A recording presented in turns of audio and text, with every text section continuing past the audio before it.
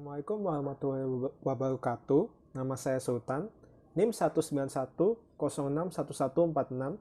Saya akan memaparkan tentang makna bela negara dan persepsi bela negara. Nah, pertama-tama, apa sih itu bela negara? Upaya bela negara adalah sikap dan perilaku warga negara yang dijiwai oleh kecintaannya kepada negara kesatuan Republik Indonesia yang berdasarkan dengan Pancasila dan Undang-Undang Dasar 1945 dalam menjamin kelangsungan hidup bangsa dan negara. Bela negara berdasarkan UUN nomor 56 tahun 1999 bab 1 pasal 1 ayat 1 adalah sikap dan perilaku warga negara yang dijiwai oleh kecintaannya kepada NKRI yang berdasarkan Pancasila dan Undang-Undang Dasar 1945 dalam menjamin kelangsungan hidup bangsa dan negara. Maka hak bela negara bermakna keikutsertaan.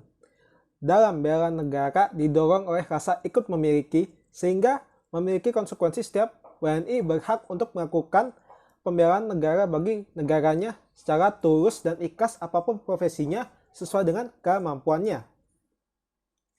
Kewajiban dalam pengertian bela negara memiliki makna itu harus, yaitu setiap WNI sebagai hal yang tidak dapat dihindarkan merupakan suatu keharusan bagi WNI untuk membela kelangsungan hidup bangsa dan negara Indonesia sesuai dengan kemampuan dan profesinya.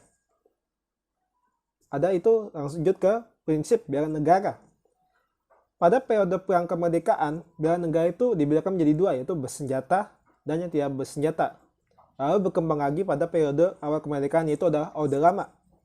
Bela negara adalah masalah Hankam, yaitu Kamdagri dan perjuangan Trikora serta Dwikora. Pada periode Orde Baru, bela negara persepsinya adalah ketahanan nasional yang dikembangkan dalam mengisi pembangunan nasional sesuai dengan GBHN, yaitu adalah garis besar haluan negara. Pada periode reformasi, bela negara adalah persatuan dan kesatuan NKRI dari ancaman disintegrasi negara karena dampak perkembangan pemerintah pusat dan daerah yang tidak seimbang. Keikutsertaan rakyat dalam upaya pembelaan negara sebagaimana diamanatkan oleh UUD 1945 pasal 27 ayat 3 kemudian diatur lebih lanjut dalam UU nomor 3 tahun 2002 tentang pertahanan negara yang dalam pasal 9 menyebutkan setiap warga negara berhak dan wajib ikut serta dalam upaya bela negara diwujudkan dalam penyelenggaraan pertahanan negara. Keikutsertaan warga negara dalam upaya bela negara sebagaimana dimaksud dalam butir 1 diselenggarakan melalui pertama, pendidikan kewarganegaraan, kedua, pendidikan dasar militer, ketiga, pengabdian sebagai TNI secara sukarela maupun wajib. Keempat, pengabdian secara profesi. Oke, perkenalkan nama saya Bambang Herlambang. Di sini saya akan menjelaskan mengenai fungsi dan tujuan bela negara. Kesadaran bela negara pada hakikatnya adalah kesediaan berbakti pada negara dan kesediaan berkorban dalam membela negara. Dengan melaksanakannya kewajiban bela negara menjadi bukti dan proses bagi seluruh warga negara untuk menunjukkan kesediaan mereka dalam berbakti pada nusa dan bangsa. Sekaligus menjadi bukti pemahaman mengenai bela negara. Pemahaman tersebut bisa dilakukan dengan terbinanya hubungan baik antar sesama warga negara hingga proses kerjasama untuk menghadapi ancaman dari pihak asing. Kemudian perlu kita ketahui bahwa dalam mewujudkan suatu tindakan atau dalam menerapkan bela negara, kita perlu mengetahui seperti apa fungsi dan tujuan dalam membela negara. Yang pertama adalah fungsi bela negara. Di sini terdapat 4 poin. Dalam bela negara tersebut memiliki fungsi sebagai berikut. Yang pertama, itu ada mempertahankan negara dari berbagai ancaman. Yang kedua, menjaga keseluruhan keutuhan wilayah negara. Yang ketiga, merupakan kewajiban setiap warga negara. Yang keempat, merupakan panggilan sejarah. Kemudian dalam tujuannya bela negara tersebut itu terdapat 5 poin. Yang pertama, ada mempertahankan kelangsungan hidup bangsa dan negara. Yang kedua, melestarikan budaya. Yang ketiga, menjalankan nilai-nilai Pancasila dan Undang-Undang Dasar 1945. Lalu yang keempat, berbuat baik bagi bangsa dan negara, dan yang terakhir, yang kelima adalah menjaga identitas dan integritas bangsa dan negara. Itu tadi poin-poin yang sudah saya sebutkan mengenai fungsi dan tujuan negara. Terima kasih. Assalamualaikum warahmatullahi wabarakatuh. Shalom, Om Swastiastu, Namo Buddhaya, salam kebajikan dan salam sejahtera bagi kita semua. Perkenalkan, saya Raihan Wibowo akan melanjutkan materi yang telah dibawakan oleh rekanku sebelumnya. Nah, materi berikutnya adalah tentang manfaat dari bela negara. Setelah kita mengetahui apa itu bela negara, kemudian persepsi tentang bela negara, serta tujuan dan fungsi dari bela negara, sekarang kita perlu mengetahui ini, apa sih yang menjadi manfaat bela negara, apa yang kita dapat setelah mengikuti kegiatan bela negara, apakah ada dampak positifnya atau tidak. Nah, ada 5 manfaat bela negara yang utama dari sekian banyak manfaat yang bisa kita dapat.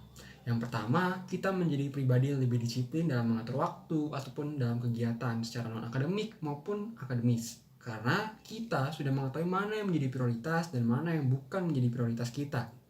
Dan yang kedua, kita memiliki nilai rasa kebersamaan, solidaritas, dan toleransi. Nah, nilai-nilai ini sangat penting ketika kita sebagai manusia, tidak hanya sebagai individu, tetapi sebagai makhluk sosial yang berinteraksi dalam masyarakat tentunya memerlukan ada rasa kebersamaan, toleransi, dan solidaritas. Dan yang ketiga, selain dari 2 poin yang telah disebutkan, kita dengan mengikuti kegiatan bela negara, maka mental dan fisik kita otomatis akan menjadi lebih kuat dan tangguh karena secara tidak langsung kita terdidik dalam kegiatan bela negara itu. Dan yang keempat, manfaat dari bela negara adalah menumbuhkan nilai nasionalisme dan rasa cinta tanah air. Di tengah era globalisasi saat ini, nilai nasionalisme sangatlah penting untuk memfilter budaya-budaya luar yang buruk dan menerima budaya-budaya luar yang positif, tentunya tetap dengan nilai-nilai sesuai dengan nilai-nilai Pancasila. Dan yang kelima, setelah kita mendapatkan keempat manfaat utama, kita pun bisa menjadi pemimpin yang baik di masyarakat. Karena dengan mengikuti kegiatan bela negara, secara otomatis leadership skill kita akan lebih terasah yang tentunya akan berguna dan bermanfaat ketika kita menjadi pemimpin masa depan di masyarakat itu sendiri. Sekian dan terima kasih. Salam sejahtera buat kita semua. Perkenalkan, nama saya Romario Valentino Purba dengan NIM 1910611027. Materi yang saya bawakan adalah pandangan perang dan damai bagi bangsa Indonesia. Hakikat perang menurut Clausewitz. Perang dalam pelanjutan dari politik dengan cara lain, yaitu kekerasan senjata. Perang bagi bangsa Indonesia merupakan jalan terakhir yang terpaksa harus ditempuh. Indonesia cinta damai, tapi lebih cinta kemerdekaan. Oleh karena itu, perang dilakukan apabila damai tidak dapat ditempuh. Strategi menghadapi perang yaitu upaya memasyarakatkan hak dan kewajiban bela negara yang diawali dengan pendidikan pendahuluan bela negara atau PBBN yang saat ini dikembangkan dengan pendidikan kewarganegaraan mulai dari Dikdasmen sampai perguruan tinggi. Nama saya Ahmad Yoga Novaliansyah, NIM saya 1910611138. Saya akan melanjutkan presentasi yang telah dibawakan oleh teman saya sebelumnya dalam bab ancaman masa lalu, sekarang, dan yang akan datang serta eskalasinya. Yang pertama ada pola eskalasi ancaman, yaitu kebinekaan merupakan kerawanan, lalu kerawanan berkembang menjadi ketegangan. Ketegangan dapat mengakibatkan bentrokan berkembang menjadi teror bersenjata berkembang menjadi pemberontakan, parahnya pemberontakan berkembang menjadi kudeta. Yang kedua ada ancaman dalam negeri, ada yang berbentuk subversi memanfaatkan kekerasan, yaitu ada oknum tertentu yang menyalahi aturan untuk menurunkan kekuasaan dengan memanfaatkan kekerasan. Yang kedua yaitu mengobarkan sistem kedaerahan. Yang kita tahu sendiri, Indonesia itu terdiri dari berbagai suku, ras, agama, dan dipisahkan oleh pulau-pulau.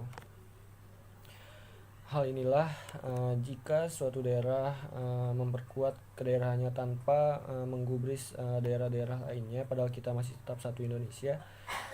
Hal itulah yang dapat membahayakan negeri tercinta kita. Yang ketiga yaitu pemberontakan ditunggangi unsur luar.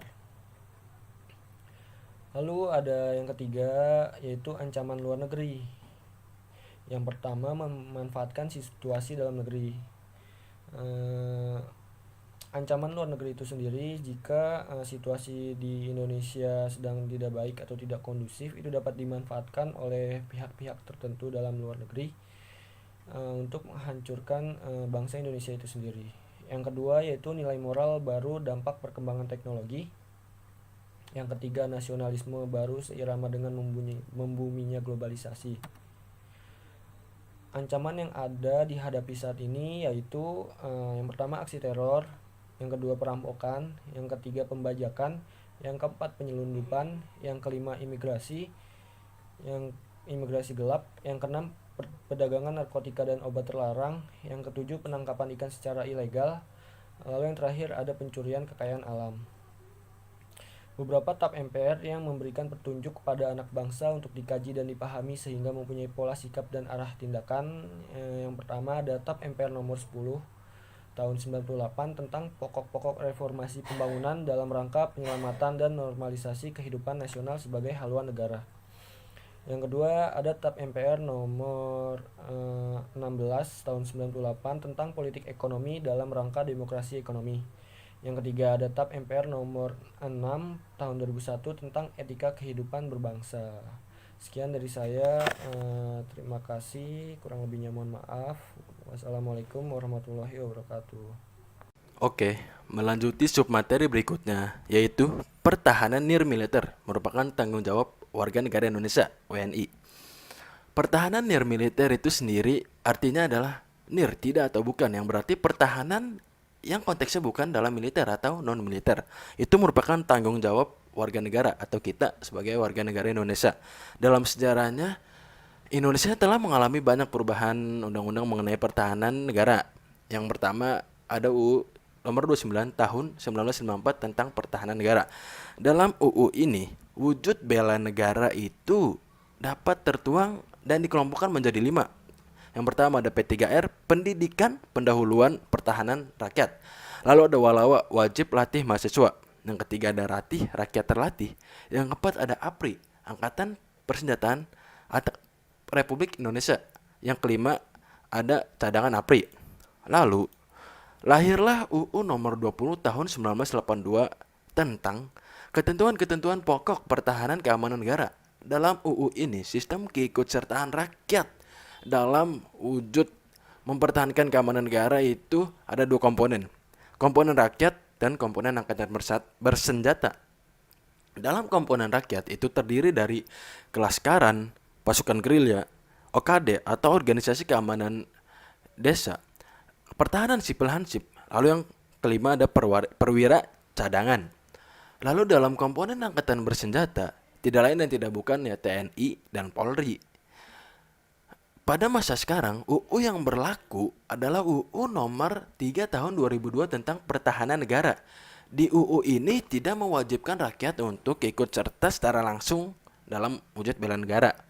Yang pertama bisa di lingkungan sekitar ikut serta dalam gotong royong, Karang Taruna, dan Siskamling. Lalu yang kedua, ikut serta membantu korban bencana untuk meringankan atau meminimalisasi beban-beban dari mereka, kita sebagai volunteer atau relawan. Lalu yang ketiga, belajar dengan giat sesuai dengan mata pelajaran mata kuliah masing-masing sebagai pelajar atau mahasiswa. Yang keempat, ikut serta dan aktif dalam organisasi baik di luar maupun di dalam kampus, dan kegiatan-kegiatan positif lainnya sebagai mahasiswa dan pelajar. Lalu yang terakhir adalah sebagai profesi, bekerja dengan optimal sesuai bidangnya masing-masing. Sekian.